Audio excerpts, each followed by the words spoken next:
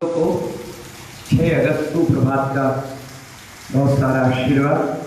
आज हम सभी लोग चक्रवर्ती के विषय में पढ़ रहे हैं और उसमें उसके अन्य वैभव के बारे में जानकारी लेंगे। कल हम सभी लोगों ने 9 निधियों के बारे में समझा और समझने का प्रयास किया था। आज दशांग भोग के बारे में समझेंगे। अरुण जी, कितने भोग? एक होता है भोग और एक होता है उपभोग। एक होता है भोग, एक होता है उपभोग।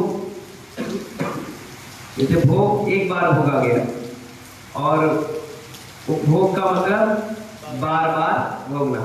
जैसे भोजन, उपभोग में भोजन क्या है और कपड़ा भोग है।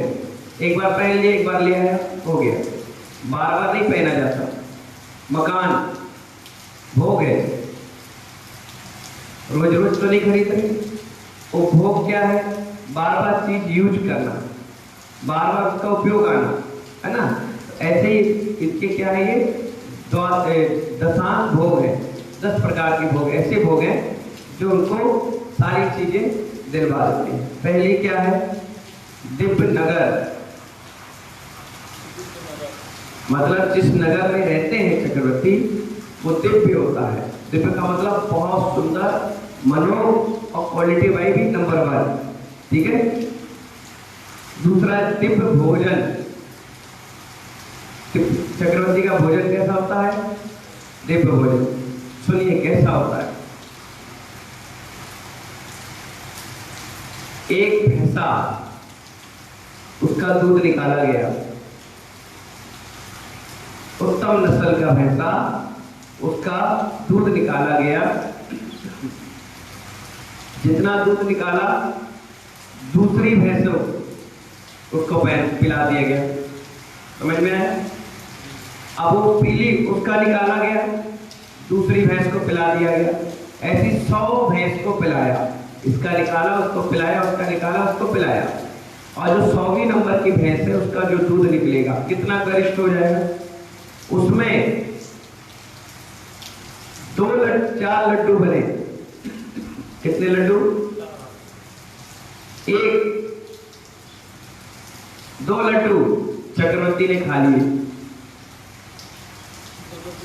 2 या 4 है, ध्यान नहीं आ रहा, 2 है शायद। 2 लड्डू बने। 1 लड्डू चक्रवर्ती ने खा लिया अकेला। क्या किया?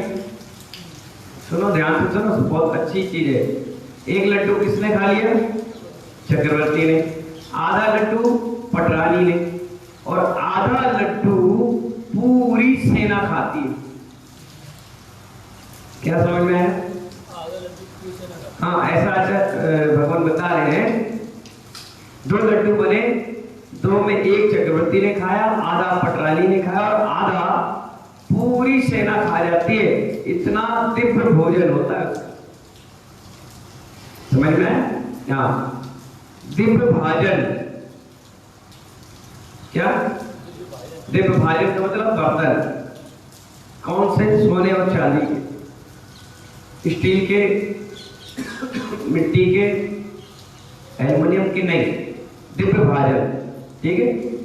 दिव्य शयन, यानी सोने का स्थान भी जो होगा उसका वो VIP कोटा होगा।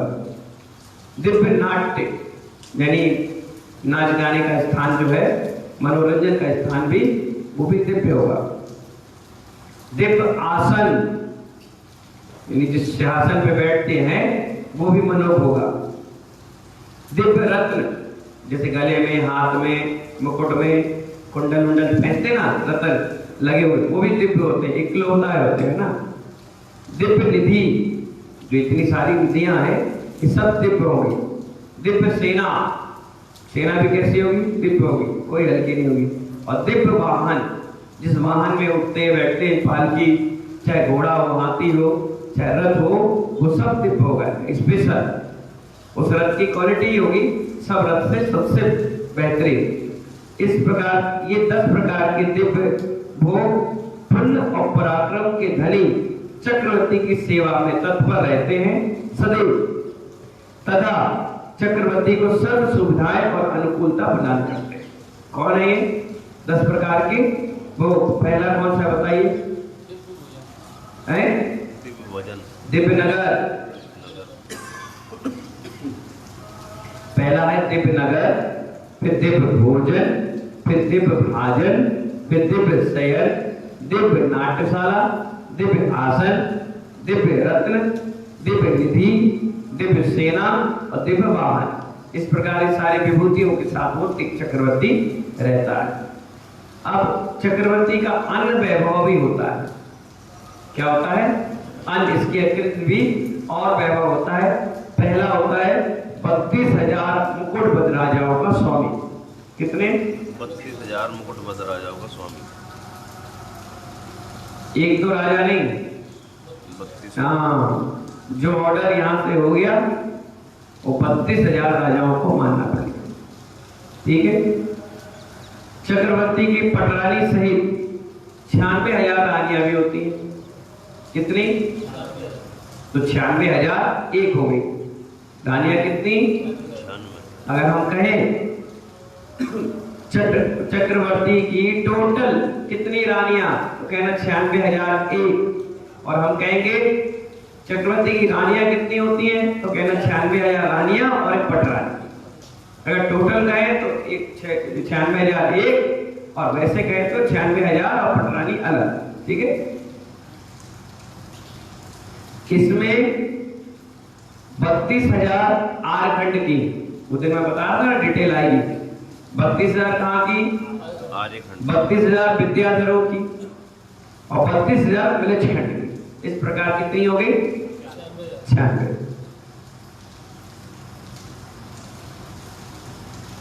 चक्रवर्ती के पास विक्रिया रिद्धि होती है। कौन सी रिद्धि? उसका मतलब क्या हुआ? है? छोटा बड़ा नहीं, विक्रिया रिद्धि नहीं, पृथक विक्रिया होती है। पृथक विक्रिया, विक्रिया रिद्धि नहीं, पृथक विक्रिया। इसका मतलब ये होता है कि एक समय में चक्रवर्ती कई रूप धारण करके कई जगह काम पहुंचाता है।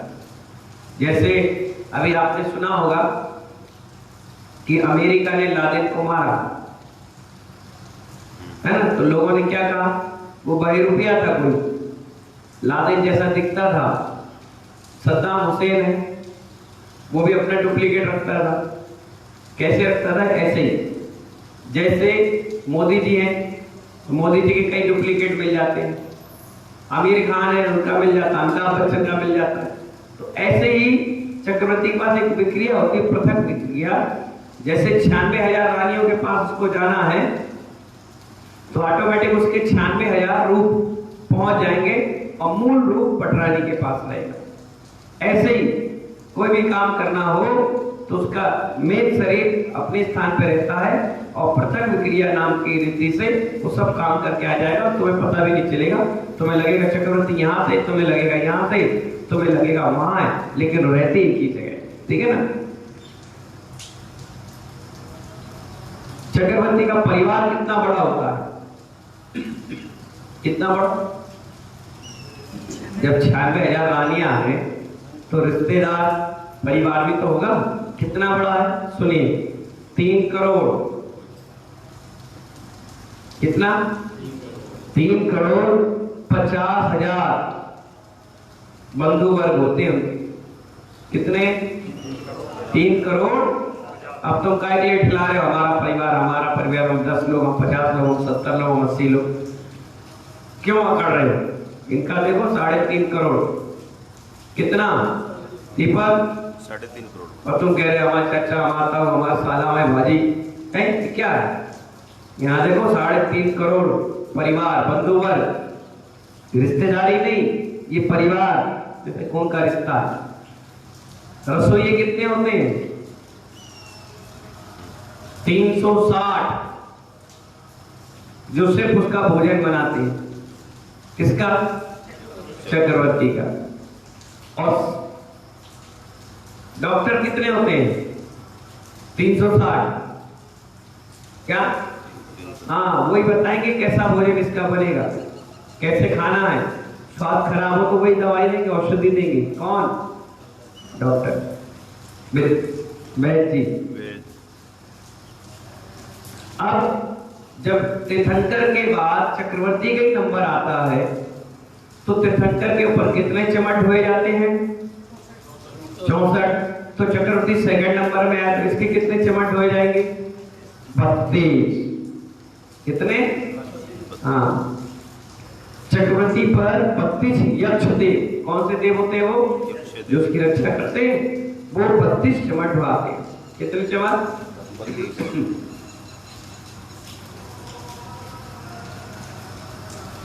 कितनी नाट्यशालाएं होती है चक्रवर्ती के पास? 32,000। कितनी? 32,000 नाट्यशाला।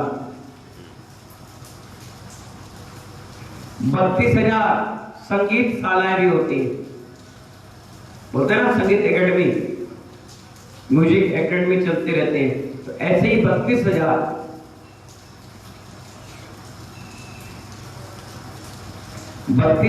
देव और 32,000 मुकुटबद्ध राजाओं का अकेला एक स्वामी होता है, वो होता है चक्रवर्ती। कौन होता है? चक्रवर्ती। 12 योजन 200 किलोमीटर करीब करीब सुनाई देने वाला एक शंख भी होता है उसके पास। कितने? शंख एक। जैसे यहाँ पे बजाया अगर तो 200 किलोमीटर तक कितने लोगों को सुनाई दे दे, ऐसा वो शंख होता है।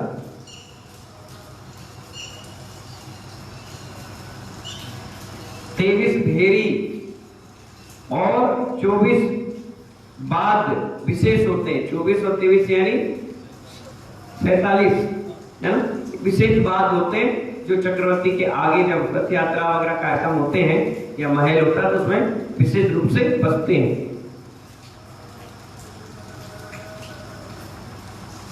चक्रवर्ती की 5 इंद्रियां बलवान और पुष्ट होती हैं। 5 इंद्रिय कौन कौन सी बताइए? पहला, कान में हाथ लगा रहे, कह रहे आंख। आंख ये होती है क्या? पहली होती है आंख, दूसरी होती है मुंह, तीसरी होती है नाक, चौथी कान और 5वां छूना यानी स्पर्श। हो गई? कितने बताओ? बताओ। आंख, नाक, कान, मुंह, 4 तो यही हो गई और एक स्पर्श हो गई। कितनी हो गई? ये पूरी इंद्रियां उसके बहुत मजबूत होती है चक्रवर्ती की। अब सुनिए उसके बारे में।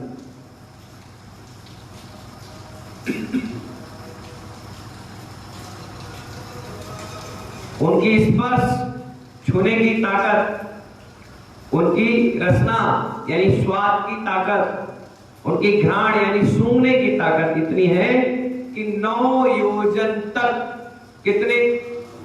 200 किलोमीटर तक सूंघ के बता देंगे वो कि क्या बन रहा है, क्या हो रहा है, क्या नहीं हो रहा है। कितने योजन तक?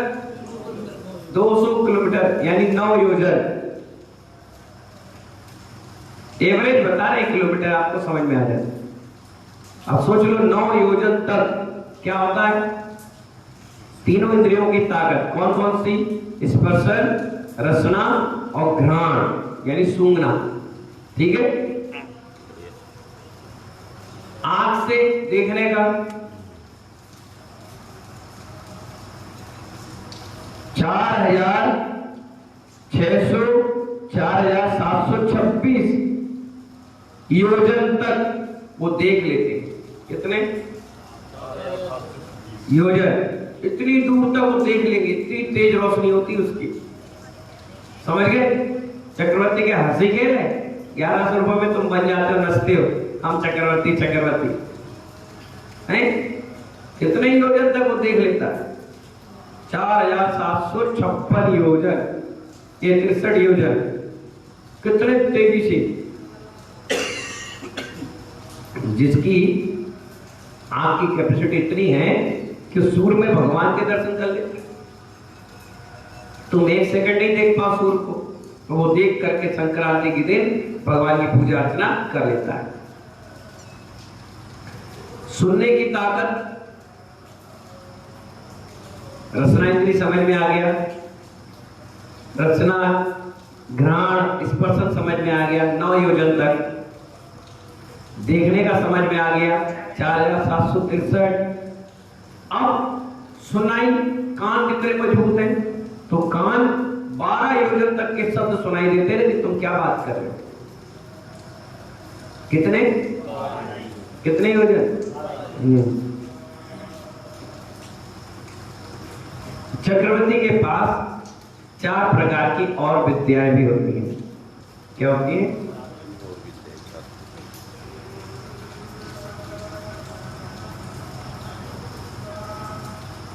एक होती है अनान वीक्षिकी। कौन सी विद्या? अनान वीक्षिकी।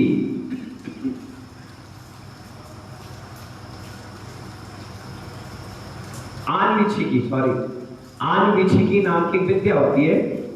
अपना स्वरूप जानना, अपना बल पहचानना और अच्छा बुरा समझ लेना। ये कौन सी विद्या होती है? आनवीक्षी नाम की एक विद्या होती है, जिसका वो स्वामी चक्रवर्ती होता है। उसको अच्छा बुरा समझ में आता है, अपना स्वरूप समझ में आता है और अपनी ताकत पहचान जाता है। इससे ये विद्या होती है।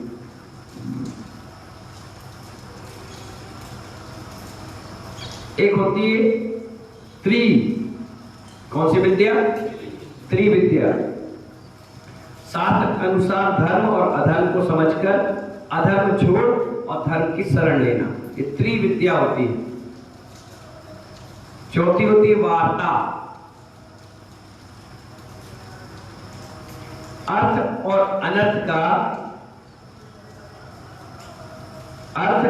अनर्थ को समझकर प्रजाजनों को संरक्षण देना।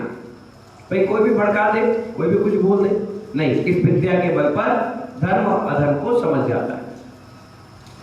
दंड नीति कौन सी विद्या है? हाँ, योग दंड विधान द्वारा दुष्टों को मार्ग पर लाना। चक्रवर्ती आदि महापुरुषों के विशेष बच्चे को देखें, तो ये दंड विद्या भी उसके पास होती है। कोई बदमाशी किया तो कह दिया चलो इसे 50 कोड़े लगाओ, इसको जेल में बंद करो, उसको सजा दो, इसको ये दो। ये कौन करता है व्यवस्था? दंड नीति चक्रवर्ती। 4 विद्याएं और होती है, आनवीक्षिकी, त्रयी, वार्ता और दंड नीति। ये किसका वैभव है? चक्रवर्ती का। इस प्रकार चक्रवर्ती का चैप्टर आज समाप्त हो गया। कल पढ़ेंगे और 63 शलाका पुरुषों में जो नारायण, प्रतिनारायण, कामदेव, बलदेव, बलभद्र, इनके बारे में। ठीक है ना? ऐसी मंगल भावना सर। जय बोले महावीर भगवान की।